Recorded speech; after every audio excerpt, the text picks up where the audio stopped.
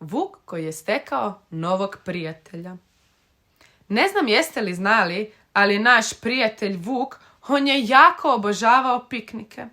Po ljeti su to bile večeri uz lampione, a zimi uz dekice i vruće kestenje.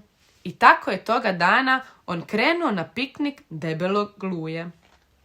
Kada je došao tamo, ponosno je pozdravio i veselo sve prijatelje, no tada je ugledao nekog neznanca. Bio je to neki maleni vuk s naočalama bijelo-sivog krzna. Svakako neki čudni vuk.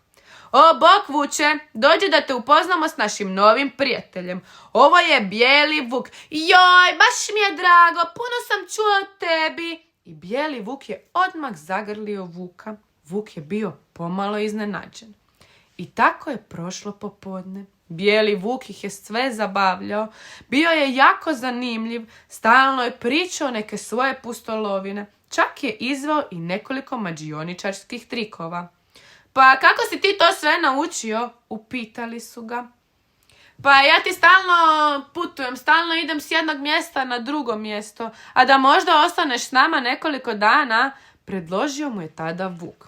Ali Vuku je to zapravo jako brzo dojadilo, jer bijeli Vuk je stalno govorio bez prestanka. Vučica ga je smatrala jako slatkim, na što je Vuk bio zapravo ljubomoran. Ali mali Vuk nije samo smetao našeg Vuka, već kuda god je išao, značilo je da će tu biti neka katastrofa. Tako ga je jednog dana pozvao Jozo na čaj. Bijeli Vuk je od veselja sve porazbijao u njegovom stanu. Joj, oprosti Jozo, pa nisam baš smio ovo učiniti. Ma ne brini, nije strašno, samo molim te, moraš se naučiti smiriti, odi malo prošetati po šumi. I tako je bijeli Vuk na to pristao. Izašao je van i po putu je sreo Valentina. O, bok, Valentino, što to radiš? Pa gradim splav, organizirat ću piknik na rijeci. A mogu li ti ja kako pomoći? Predložio mu je bijeli Vuk. Pa naravno, uzmi čekić i zabij ovaj čavao. Ali kada je bijeli Vuk to htio učiniti, umjesto čavla, on je pogodio Valentinov prst. Au! A Valentino je mislio da će puknuti. Jednog drugog dana u šumi se održavalo veliko šumsko finale u nogometu. Vukovi su igrali s lisicama i, naravno, željeli su pobijediti. Bijeli Vuk htio je igrati. Mogu li ja igrati s vama? Naravno, možeš nam se pridružiti. Ali izgleda da bijeli Vuk nije znao pravila igre, jer je 2 puta zabio autogol.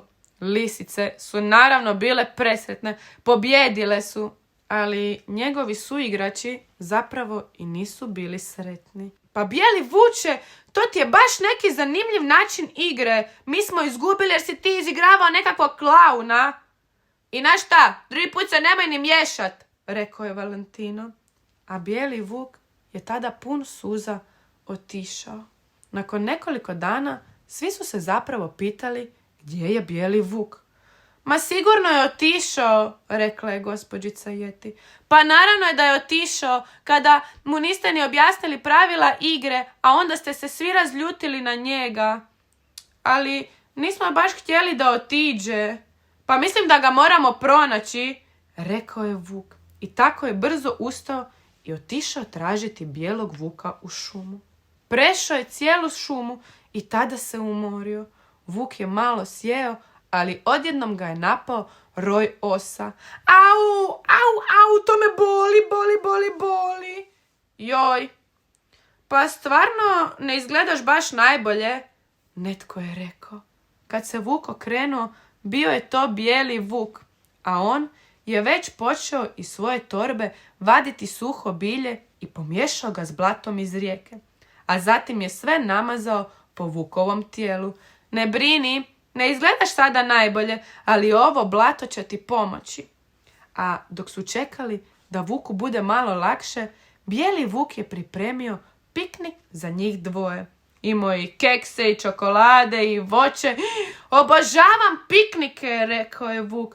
Pa onda dobar tek, prijatelju. Ali, bijeli vuče, ti si meni sad stvarno pomogao, ali mi nismo bili baš ljubazni prema tebi. Oprosti mi na tome. Ma ne brini, nekako sam naviknuo da me baš nitko ne voli. Nosim naočale, malen sam i cijelo vrijeme u nekom pokretu. Malo sam drugačiji. Drugčiji? Ma kako misliš drugčiji? Rekao je vuk.